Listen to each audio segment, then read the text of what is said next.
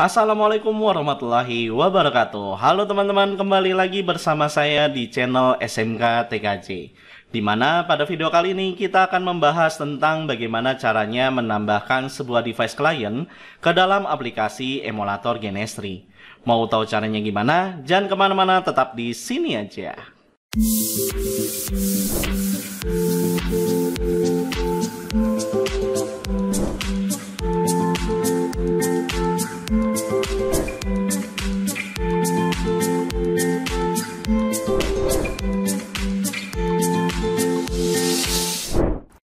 Oke, sebelum kita mulai membahas materi kali ini, saya akan terus ngingetin lagi nih, agar kalian jangan lupa untuk mengklik tombol subscribe dan tanda lonceng di video ini, agar saya lebih semangat lagi dalam berbagi ilmu jaringan di channel ini, dan nantinya juga kalian akan mendapatkan notifikasi video update terbarunya dari channel ini.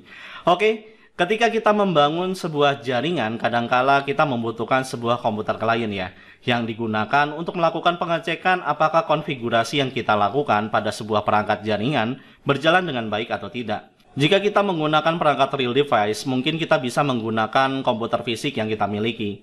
Lalu bagaimana jika kita menggunakan perangkat emulator seperti Genestry? Tentu kita harus memiliki sebuah virtual komputer klien gitu ya, yang dapat digunakan untuk melakukan pengecekan jaringan tersebut.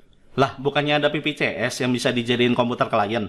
Ya, emang bisa sih. Cuman sayangnya VPCS hanya bisa melakukan pengecekan dengan mode CLI aja. Sedangkan kadang kita membutuhkan sebuah aplikasi browser untuk mengakses sebuah situs untuk melakukan pengecekan seperti limitasi bandwidth ataupun blocking sebuah situs. Ya kan tinggal install Windows aja di virtual, terus kita import ke dalam Genestry. Beres kan? Ya, bisa-bisa aja sih. Cuma sayangnya ketika kita membuat VM di aplikasi virtual, tentunya ini akan menggunakan resource CPU dan juga memori pada komputer fisik kita semakin banyak, yang dapat membuat komputer kita menjadi hang. Belum lagi jika kita menggunakan virtual yang berbeda seperti VirtualBox dan juga VMware di dalam satu buah topologi jaringan di Genestry, maka akan muncul sebuah peringatan bahwa hardware virtualization sudah digunakan oleh aplikasi virtualisasi yang lain, sehingga mengakibatkan device yang akan kita gunakan di dalam Genestry tidak berjalan dengan baik.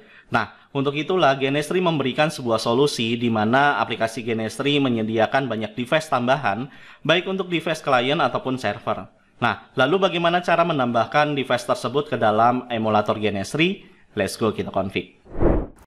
Oke, sebelum kita menambahkan sebuah device ke dalam Genestry, kalian harus pastikan ya, bahwa kalian sudah mengimport Genestry VM ke dalam aplikasi Genestry. Karena nantinya device tersebut berjalan di Genestry VM dengan menggunakan Qemu yang terinstall di dalam Genestry VM. Nah, jika kalian belum mengimport Genestry VM ke dalam aplikasi Genestry, maka saran saya kalian harus mengikuti video tutorial berikut ini terlebih dahulu ya. Oke, nah jika sudah, maka kalian jalankan aplikasi Genestry tersebut dan pastikan bahwa Genestry VM yang ada di VMware juga ikut berjalan. Nah, untuk memastikan apakah Genestry VM sudah berjalan dengan baik, kalian bisa melihatnya di sebelah sini ya. Nah, kalian pastikan bahwa di bagian Genestry VM-nya ini sudah berwarna hijau gitu ya. Kalau misalnya dia belum berjalan, maka dia akan berwarna merah gitu. Dan di sini, di bagian sampingnya juga akan terlihat penggunaan resource dari CPU dan juga penggunaan RAM-nya. Gitu ya. Nah, karena kita akan menambahkan sebuah device, berarti di sini kita tidak perlu membuat sebuah project gitu ya. Jadi di sini kalian cancel aja dan kemudian baru kita lakukan langkah selanjutnya, yaitu adalah kita akan menambahkan sebuah device yang nantinya digunakan sebagai device klien yang dapat digunakan untuk menjalankan aplikasi browser gitu ya. Misalnya di sini yang akan kita tambahkan yaitu adalah Firefox ya. Nah, caranya kita klik di bagian tanda seperti monitor seperti ini. Kemudian kalian klik di bagian New Template. Kemudian kalian pilih di bagian Install an appliance from the Genestry server. Kemudian kalian klik di bagian Next. Kemudian di bagian GUIS-nya ini kalian klik karena di sini kita akan menambahkan device client. Berarti di sini kita pilih yang di bagian GUIS-nya, kemudian kalian cari tulisan yaitu adalah Firefox gitu ya. Atau bisa juga kalian mengetikkan kata Firefox di bagian filternya gitu ya. Nah, kalau misalnya udah kalian pilih, setelah itu kalian klik di bagian install gitu ya. Nah, nanti akan muncul sebuah tampilan baru untuk melakukan proses instalasinya gitu ya. Nah, ini kita klik next aja. Kemudian di bagian Qemu binarinya, nah ini kita ganti jadi x86_64 ya. Nah, kemudian kita klik next lagi. Nah, kemudian di bagian Firefox-nya, nah ini ada dua pilihan nih. Yang pertama yaitu adalah Firefox version 31.1.1 gitu ya. Yang ini stripnya adalah 2 gitu. Sedangkan yang satunya lagi itu adalah Firefox version 31.1.1 strip 1 gitu ya. Nah, di sini kita gunakan yang strip 2 gitu ya. Jadi kalian klik di bagian tanda segitiganya sehingga nanti di bawahnya ini akan ada tulisan Linux Tiny Core gitu ya, di mana Linux Tiny Core ini adalah sebuah operating system yang nantinya akan menjalankan aplikasi Firefox di dalamnya, gitu ya. Nah, kalau misalnya udah di sini kita akan melakukan proses downloadnya terlebih dahulu, gitu ya. Nah, caranya kalian klik di bagian download. Nah, nanti akan muncul sebuah browser ya untuk melakukan proses download terhadap device tersebut, gitu ya. Nah, ini kita tunggu sampai proses starting downloadnya itu selesai dilakukan. Nah, nanti akan muncul sebuah tampilan untuk melakukan download terhadap Linux Tiny Core-nya gitu ya. Nah, ini kalian klik OK. Kemudian kita tunggu sampai proses downloadnya ini selesai dilakukan gitu ya.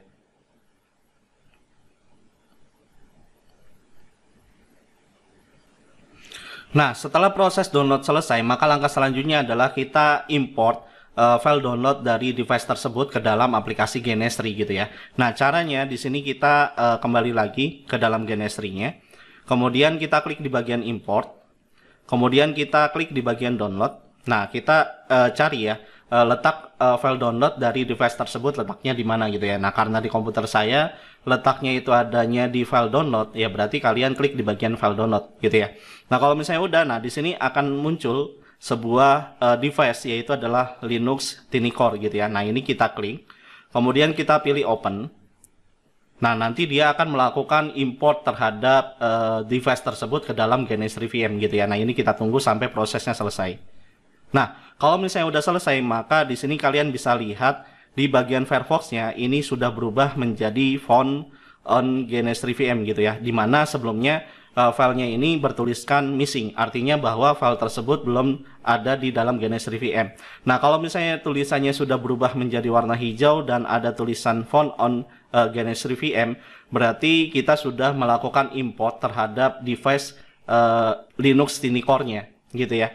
Nah, kalau misalnya udah seperti ini, maka langkah selanjutnya ya kita klik di bagian next aja ya. Gitu ya. Nah, nanti di sini akan ada tulisan what you like to install Firefox versi 31.1.1 strip 2 gitu ya. Nah, ini kita pilih yes aja. Nah, nanti di sini akan muncul the template will be available in GUIS category gitu ya. Nah, kalau misalnya udah, kalian klik di bagian finish gitu ya. Nah, nanti dia akan menambahkan device baru ke dalam list yang ada di bagian end device-nya gitu ya, dimana kita bisa lihat di sini ada tulisan Firefox gitu ya. Artinya bahwa device yang kita import itu sudah bisa dijalankan gitu ya di dalam Genestry di dalam aplikasi Genestry kita gitu ya. Nah, kalau misalnya udah, nanti di sini akan muncul peringatan bahwa aplikasi yang kita install yaitu adalah Firefox 31.1.1 strip 2 itu sudah di-create gitu ya, sudah di-create ke dalam list yang ada di dalam Genestry kita gitu ya. Nah, ini kalian klik OK aja. Nah, kalau misalnya kita ingin merubah tampilan serta nama dari device tersebut, kita bisa merubahnya dengan cara yaitu adalah kita klik di bagian menu edit, kemudian kalian pilih di bagian preference. Nah, nanti di bagian kemunya ini kalian klik.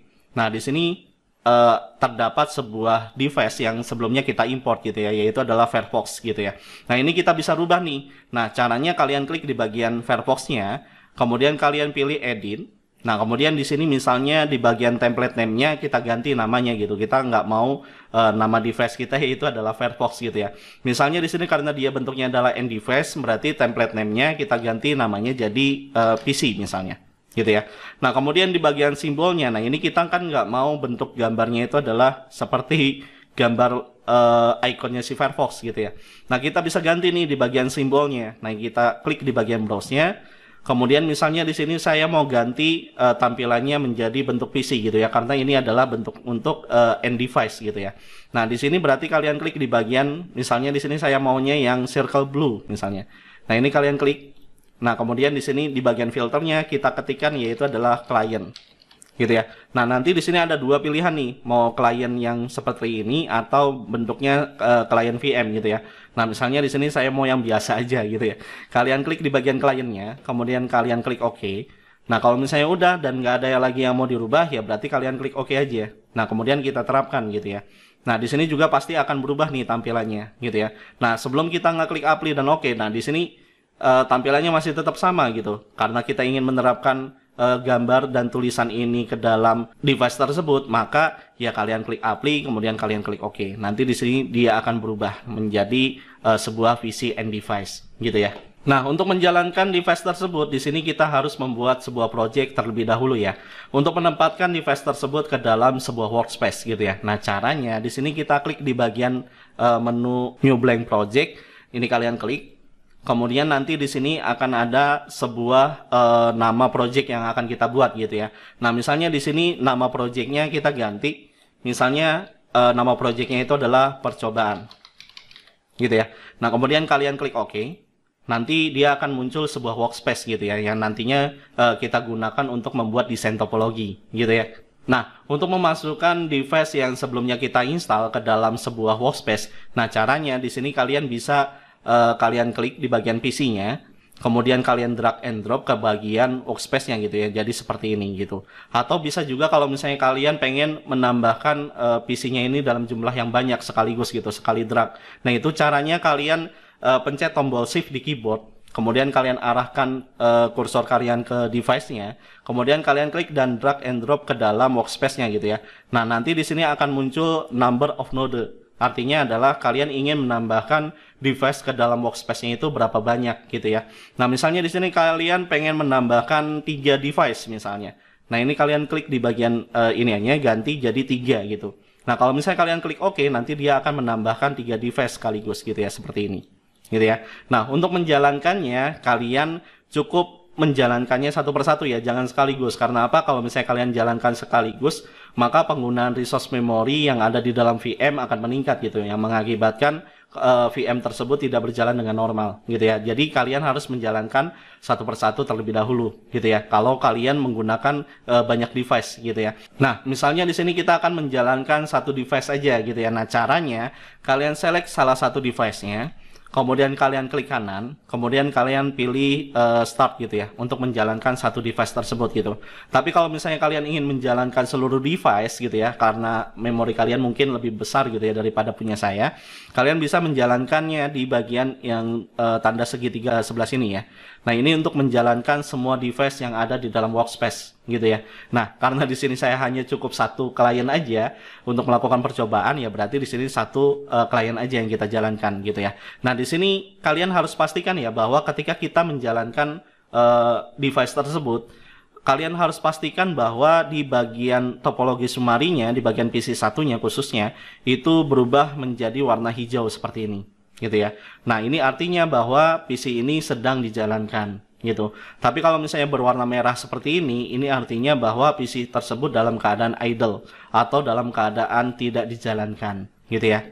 Nah, untuk langkah selanjutnya adalah kita akan melakukan remote terhadap PC yang sudah kita jalankan tersebut gitu ya, yaitu PC 1. Nah, caranya di sini kalian select di bagian PC satunya, kemudian kalian klik kanan. Setelah itu pilih di bagian konsol gitu ya. Nah, nanti akan ada sebuah tampilan di mana tampilan ini adalah VNC gitu. Karena apa? Karena yang kita remote device tersebut menggunakan mode GUI, bukan menggunakan mode text gitu ya. Nah, karena menggunakan mode GUI, maka di sini kita membutuhkan sebuah aplikasi yang disebut dengan VNC. Nah, ketika kita mengakses PC 1 tersebut, nah di sini kita akan ditampilkan sebuah browser dari Mozilla ya, atau Firefox ya. Dan jika device ini terkoneksi ke dalam jaringan internet, maka kita bisa menggunakan browser ini untuk mengakses sebuah situs gitu ya. Sedangkan untuk melakukan konfigurasinya, kita bisa menggunakan menu, yaitu adalah control panel gitu ya. Nah, caranya yaitu adalah ini kalian bisa close dulu. Nah, untuk mengakses control panelnya itu ada di bagian menu dashboard di bagian bawahnya gitu ya. Nah, control panelnya itu bentuknya seperti ini gitu ya. Nah, ini kalian bisa klik. Nah, misalnya di sini kita akan melakukan konfigurasi IP address gitu ya terhadap PC 1 misalnya gitu ya. Nah, kalian bisa mengkliknya di bagian network gitu ya. Nah, di sini akan ada dua buah pilihan yaitu adalah apakah kita akan menggunakan DHCP atau menggunakan IP statik gitu ya. Nah, ini bisa kalian pilih nih. Kalau misalnya kita ingin menggunakan DHCP, ya berarti kita kliknya di bagian yes gitu ya. Nah, kalau misalnya kita ingin menggunakan static IP address atau memasukkan IP secara manual, kalian bisa milih di bagian no-nya, kemudian kalian masukkan IP addressnya di sini. Nah, kalau misalnya udah, kalian bisa ngeklik di bagian apply, kemudian exit gitu ya. Nah, sedangkan jika kita ingin melakukan perintah ping ke dalam jaringan atau perintah traceroute ataupun yang lainnya, kalian bisa menggunakan aplikasi terminal ya yang ada di dalam PC 1 ini gitu ya. Nah, di sini caranya kalian klik di bagian terminal ya, di bagian dashboardnya ini ada sebuah icon namanya terminal. Nah, ini kalian bisa klik. Nah, kemudian di sini kalian bisa memindahkan gitu ya. Misalnya saya mau pindahkan di tengah misalnya.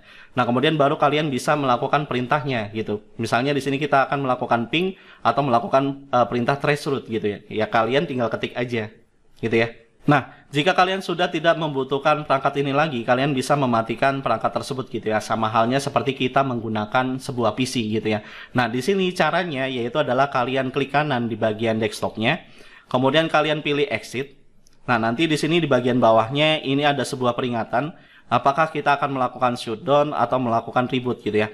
Nah, shutdown berarti mematikan, kalau reboot berarti merestart gitu ya. Nah, di sini misalnya kita mau mematikan perangkat ini ya, berarti kalian pilih di bagian shutdown, kemudian kalian pilih OK gitu ya. Nah, nanti perangkat PC 1 ini akan melakukan perintah shutdown gitu ya, dan kemudian di sini akan ada sebuah peringatan bahwa koneksinya itu tidak terkoneksi lagi gitu ya, yang artinya bahwa perangkat tersebut dalam keadaan mati gitu ya. Nah, di sini kalian bisa juga melihatnya di bagian topologi sumarinya, di mana PC 1 ini sudah berubah menjadi warna merah yang sebelumnya berwarna hijau gitu ya.